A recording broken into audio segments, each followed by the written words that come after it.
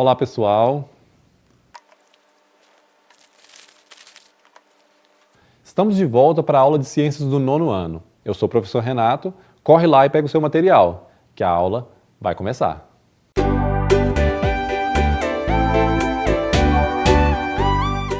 O tema desse mês é saúde e meio ambiente. Quando nós falamos de saúde, nós pensamos no funcionamento do nosso corpo, não é? E isso tem a ver, no caso, relação com o ambiente em que nós vivemos. Durante as aulas do 8º ano, nós nos referimos ao corpo humano como uma incrível máquina. E se nós pensarmos em sua estrutura e no seu funcionamento complexo, é uma boa comparação.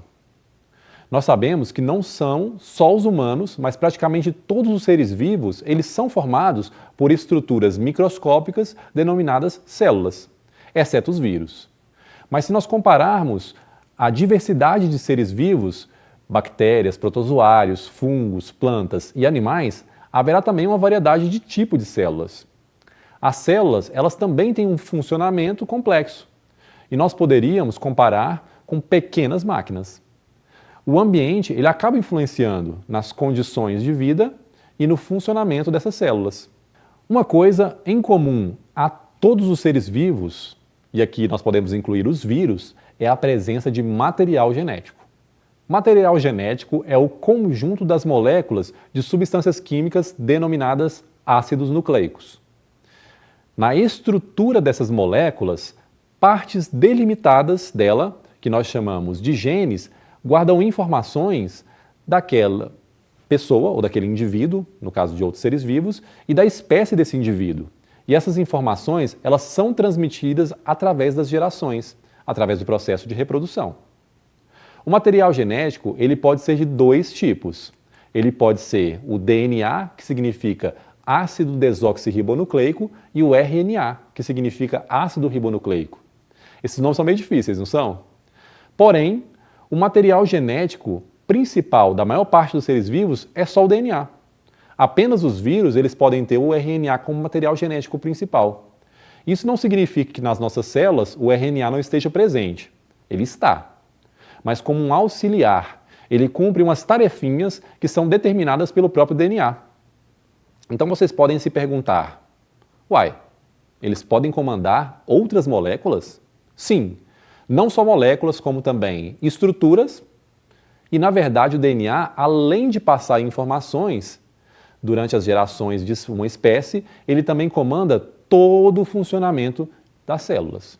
E, geralmente, esse DNA ele vai estar muito bem guardado e organizado dentro da célula, em uma região que nós denominamos núcleo. Mas por que geralmente nós dividimos os seres vivos que têm célula em dois grupos, os procariontes e os eucariontes? Os procariontes, eles não possuem essa região de núcleo separada por uma membrana do resto da célula. Portanto, o material genético ele vai estar misturadão ali no citoplasma, como vocês podem observar nessa imagem aqui. Como exemplos de seres vivos procariontes, nós vamos ter os mais simples, que são as bactérias, as algas azuis e as arqueobactérias. Os demais reinos de seres vivos, eles vão ser todos eucariontes, ou seja, o núcleo ele é separado pela membrana chamada de membrana nuclear carioteca, cariomembrana ou envoltório nuclear. Essas células eucariontes, elas são mais complexas. O líquido presente dentro do núcleo, ele é denominado nucleoplasma e é onde o material genético fica mergulhado. Nós temos uma estrutura denominada nucleolo, que será responsável pela produção de parte do RNA, que trabalhará nos processos coordenados pelo DNA.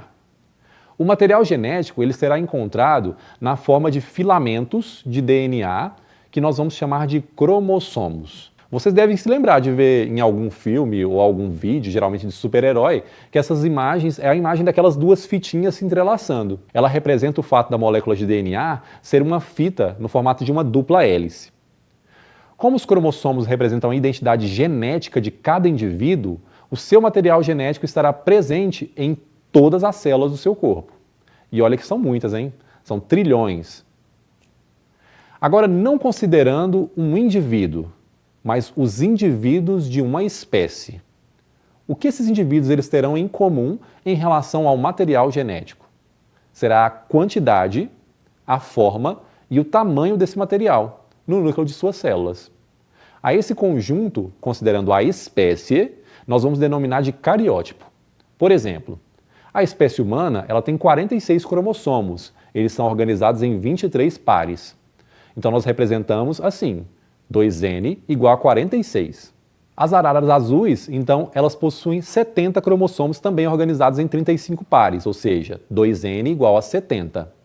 E uma determinada espécie de formiga brasileira, que é encontrada no nosso estado, ela possui um conjunto 2N igual a 34, ou seja, são 17 pares de cromossomos.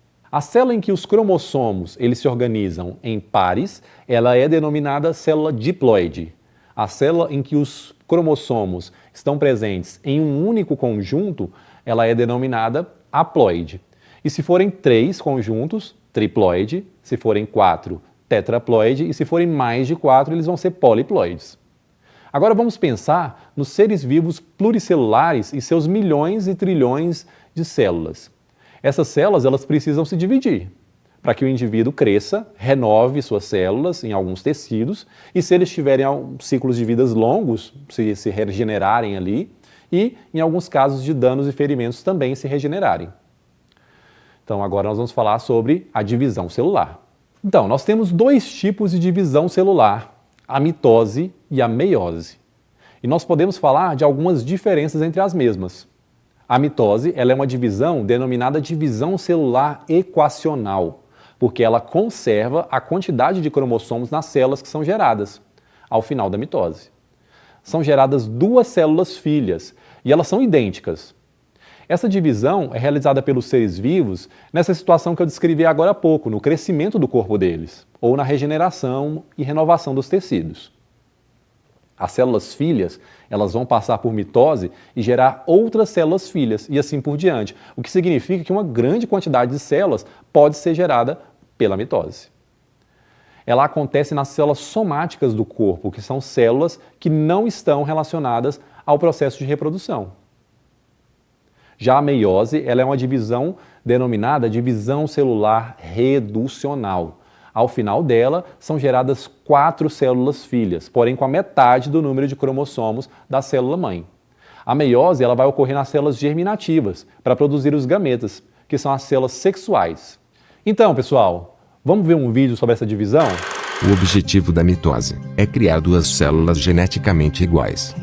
As células têm que duplicar seu material genético. Essas cópias irão se separar e formar 2 novas células.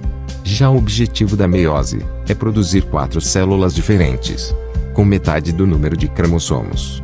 A meiose inicia-se da mesma forma que a mitose. Uma célula tem que duplicar seus cromossomos. Após isso, o processo será diferente. Durante a prófase, o par homólogo irá trocar pedaços de cromossomos para poder criar variações genéticas.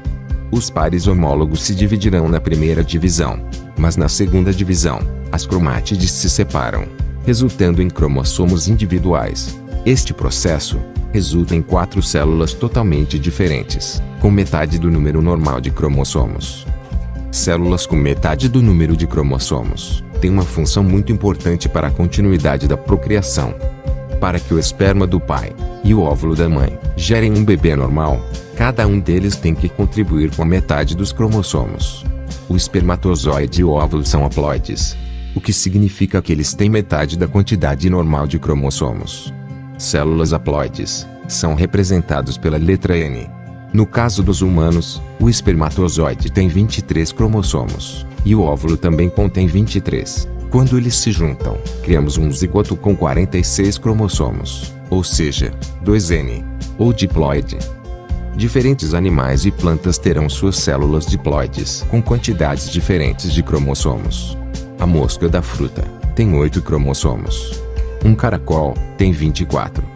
Um galo tem 78. Uma borboleta tem 380. A língua de cobra, como é conhecida, possui o maior número de cromossomos totais conhecidos, com 1260 cromossomos. As células somáticas, que são diploides, são todas as células do seu corpo, exceto as células sexuais, ou seja, o óvulo e o espermatozoide, que são células haploides. Mitose é um processo em que a célula se divide, originando 2 células filhas. Para que aconteça este processo, a célula passará por algumas fases. Antes de iniciar a mitose, a primeira fase da mitose é chamada de prófase. Esta fase é geralmente a mais longa da mitose. Nesta fase, os centríolos finalizam o trajeto em direção às extremidades opostas da célula, que foi iniciado na interfase, e emitem fibras do fuso mitótico, uma estrutura formada por microtúbulos com a função de separar os cromossomos. Algumas dessas estruturas se ligarão ao centrômero dos cromossomos. Ao final desta fase, a carioteca irá se romper e desaparecer. A próxima fase da mitose é chamada de metáfase. Nesta fase temos o início do alinhamento entre os pares formados na fase anterior. Os cromossomos irão alinhar-se ao eixo central, formando a placa equatorial. Cada cromossomo precisa estar preso às fibras dos dois polos do fuso para evitar problemas na distribuição entre as células filhas. Próxima fase, anáfase. É uma fase caracterizada pela etapa de separação. As fibras do fuso começam a encurtar, fazendo com que cada parte do cromossomo seja separada para os polos opostos da célula. Com isso, irá gerar cromossomos independentes. E finalmente, a telófase, a última fase da mitose. Nesta etapa, começa a formação de novas membranas e o reaparecimento dos nucleolos, formando duas novas células. Cada uma delas ficará com metade do DNA original. A conclusão da mitose estabelece o cenário para a citocinese, que é o processo de divisão do citoplasma, que será abordado nos próximos vídeos da nossa série sobre a divisão celular. Então, pessoal, vamos fazer um exercício sobre isso. Em qual das fases da mitose os cromossomos estão condensados ao máximo e na região mediana da célula? A. Prófase, B. Metáfase, C. Anáfase e D. Telófase. A resposta correta é metáfase. Agora vamos fazer outro sobre meiose. Em uma das fases da meiose ocorre o crossing over, ou permutação, em que os cromossomos homólogos, emparelhados, trocam pedacinhos. Qual seria o objetivo desse evento da meiose? Letra A, aumentar a variabilidade genética. Letra B, aumentar o tamanho das células. Letra C, determinar o número de células filhas. Ou letra D, diminuir a variabilidade genética. Vocês lembram que no crossing over é como se os dois cromossomos emparelhados, eles vão trocar pedacinhos nas pontas desses cromossomos. Isso aí faz com que o material genético acabe sofrendo uma variação. Ou seja, a resposta correta é aumentar a variabilidade genética. A letra D, por exemplo, está totalmente errada se você for observar, por quê? Desculpa, a letra C. Porque determinar o número de células filhas não tem como. A meiose você tem 4 células filhas, sempre, em qualquer situação. Também não tem a ver com aumentar o tamanho das células. E também não é diminuir a variabilidade genética, é aumentar. Então a resposta certa, letra A. Vocês perceberam que para o processo de reprodução isso é muito importante? Se na fecundação os gametas se unem para formar o zigoto, é necessário que para que o novo indivíduo tenha o mesmo número de cromossomos de seus pais, os gametas eles devem conter a metade de cromossomos. Entenderam? Não, né? Então beleza, então nós vamos tentar exemplificar isso no quadro. Então, pessoal, no processo de reprodução, a gente sabe que a gente tem aqui, na sexuada nos humanos, nós vamos ter o gameta masculino e o feminino. E naquele processo que a gente chama de fecundação,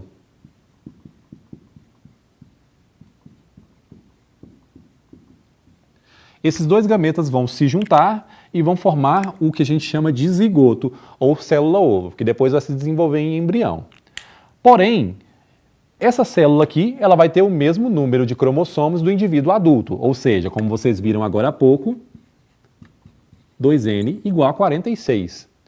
Por que 2N? A gente já viu que é porque os cromossomos eles se organizam em pares, ou seja, 23 pares. De onde que vieram esses dois pares? Vieram 23 do espermatozoide e 23 do óvulo da mãe. Tranquilo?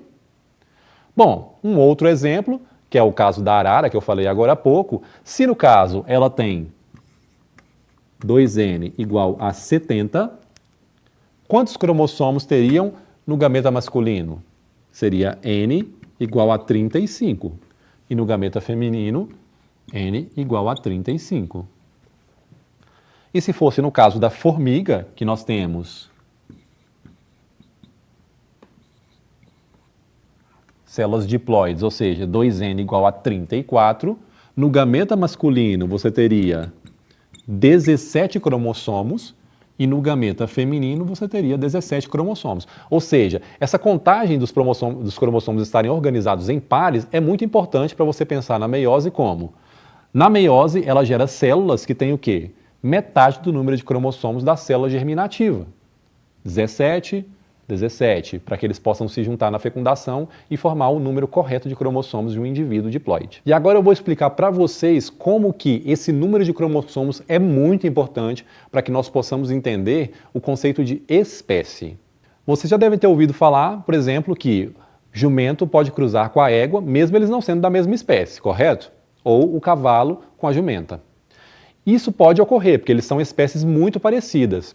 Mas, o que acontece? Os descendentes gerados por eles não vão ser férteis, eles vão ser chamados de híbridos estéreis, que é o que a gente vai ver aqui agora, devido ao número de cromossomos. No caso do jumento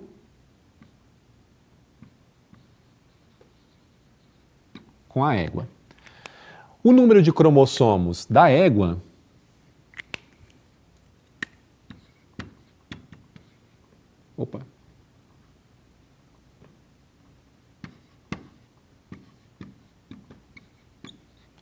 O número de cromossomos da égua é 64, organizado aí em 32 pares.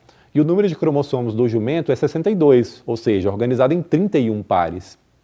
Se você pegar então e verificar o gameta formado por eles, você vai ter um gameta formado por 31 cromossomos, no caso do jumento, e um gameta formado por 32 cromossomos. Eles vão cruzar, ou seja, o gameta masculino vai encontrar o gameta feminino. E quando ocorrer a fecundação, nós vamos ter 2N igual a 63. 63 não é um número nem par e nem é o mesmo número da espécie do jumento nem da espécie da égua, ou seja, é um número à parte. Isso significa que esse indivíduo ele vai nascer, que é o caso da mula e do burro. Eles vão ser indivíduos filhotes do cruzamento dessas duas espécies diferentes, porém, ele não poderá ter outros filhotes. Você nunca vai ver, no caso, uma mula ou um burro produzindo ou procriando filhotes. Nesse cruzamento, nós poderemos ter como resultado a mula ou o burro se for um cruzamento do jumento com a égua. Se for um cruzamento do cavalo com a jumenta, o híbrido gerado será o bardoto ou bardota. É importante relembrar que esses híbridos eles são estéreis. Um outro exemplo de cruzamento entre espécies próximas que geram híbridos estéreis é o caso do cruzamento entre a leoa e o tigre e o leão e a tigresa, como vocês estão vendo na imagem agora. Os híbridos eles também poderão ser diferentes nos dois casos. Aqui nós temos o ligre e aqui nós temos o tigreão. Vocês observaram que eles têm características diferentes? É porque no cruzamento a combinação dos genes acaba sendo diferente também. Então, quando o tigre, leoa ou o leão, tigresa, isso acaba influenciando nessa organização dos genes. Então, vamos fazer um exercício? Qual será o número de cromossomos das seguintes células humanas? Eu coloquei aqui uma célula da pele, um neurônio, um espermatozoide, uma fibra muscular e um óvulo. Então, uma célula da pele, ela não é uma célula reprodutiva, ela é uma célula chamada de célula somática. Portanto, célula da pele, ela vai ter quantos cromossomos, pessoal? Ela vai ter 46 cromossomos. O pacote de 23 ali pares, né? O segundo vai ser o neurônio. O neurônio também não é uma célula reprodutiva, portanto, o pacotinho lá vão ser de 23 pares, somando 46 cromossomos. O terceiro é o espermatozoide. Vocês já viram que espermatozoide, pessoal, é o gameta masculino. Portanto, ele foi gerado pelo processo de meiose resultando em apenas um conjunto de cromossomos, que seria 23 cromossomos. A quarta célula é uma fibra muscular, que são as células dos músculos. A fibra muscular, ela também é uma célula somática, ela não é reprodutiva. Portanto, ela vai ter os 23 pares, que resultam em 46. E por último, nós temos o óvulo. O óvulo, vocês também já sabem que ele é o gameta feminino, portanto, gerado por meiose. E assim ele vai ter um pacote de 23 cromossomos. Agora eu vou falar algumas informações muito interessantes sobre o desenvolvimento da ciência nessa área e vou introduzir para vocês um assunto que vocês podem encontrar no livro didático de vocês aí em casa. O DNA, ele foi descoberto, ou seja, os cientistas publicaram uma pesquisa sobre ele, sobre essa molécula, lá pela década de 50, ou seja, 1950. Mas o conceito da herança genética, ele foi estudado lá no século XIX. Então, um cientista, antes de saber o que era o DNA, o que o DNA existia, ele já estava estudando o fato de que as características genéticas, elas são heranças passadas de geração em geração. Esse cientista, ele se chamava Mendel, e a partir dos estudos dele, ele publicou duas teorias, que são chamadas de leis de Mendel, que são até hoje essenciais para o estudo da genética. A gente precisaria de mais tempo para eu explicar bem para vocês o conceito das duas leis, a primeira e a segunda. Mas alguns conceitos provenientes delas são importantes para vocês começarem a estudar genética. O primeiro é o que é o gene. Eu falei um pouco antes lá no início da aula que é um pedacinho, um segmento do DNA, ele vai conter uma informação e essa informação vai codificar um processo ou um produto no indivíduo daquela espécie, de uma determinada espécie. O genótipo é o conjunto de todos os genes do indivíduo, ou seja, a composição genética que vai determinar as diferenças entre nós. E o fenótipo é a manifestação da herança genética, que possa ser observada ou detectada no indivíduo. O fenótipo, ele vai ser a interação entre a informação contida no genótipo e a influência dos fatores ambientais. E isso tem uma profunda relação com o nosso tema desse mês, que é saúde e meio ambiente. Um claro exemplo disso é quando nós temos predisposição genética a uma doença, a uma determinada doença. Muitas vezes, o desenvolvimento da doença ele vai estar não só ligado ao seu genótipo, mas ele vai depender dos fatores ambientais. Então, pessoal, vamos dar um exemplo sobre fenótipo. O fenótipo, como eu falei para vocês, ele vai ser a interação entre o genótipo e uma influência ambiental. Ele pode mudar, então, no decorrer da vida. Se você pensar, por exemplo, que a cor do cabelo ela é uma herança genética, determinada pela combinação que formou você, a cor do cabelo vocês não podem, às vezes, pintar ou descolorir o cabelo. Isso significa que o seu fenótipo ele foi alterado pela ação do ambiente mesmo. É claro que, no caso, pela sua vontade. Ou, por exemplo, quando você se bronzeia tomando um sol. Isso também é uma mudança do seu fenótipo. Então, o fenótipo ele vai interagir a informação genética que tem dentro das suas células com algum tipo de influência no ambiente que você vive.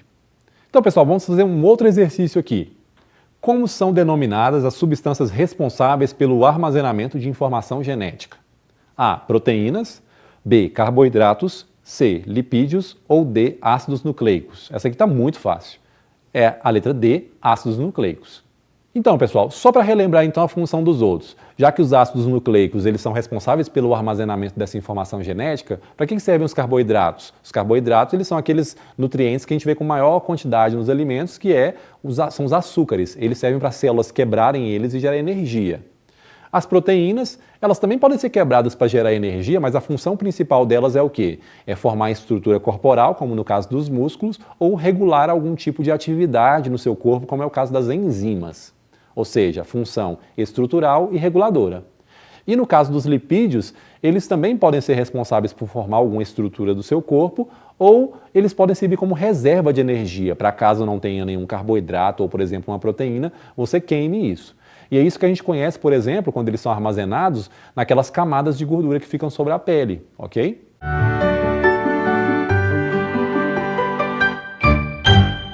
Tem muitas coisas interessantes sobre esse tema que não vai dar tempo de discutir hoje. Então, vai dar uma lida no seu livro didático aí, no capítulo que fala sobre genética, e tente fazer os exercícios. E espero que vocês tenham gostado da nossa aula de hoje. Nos vemos em dezembro. Tchau!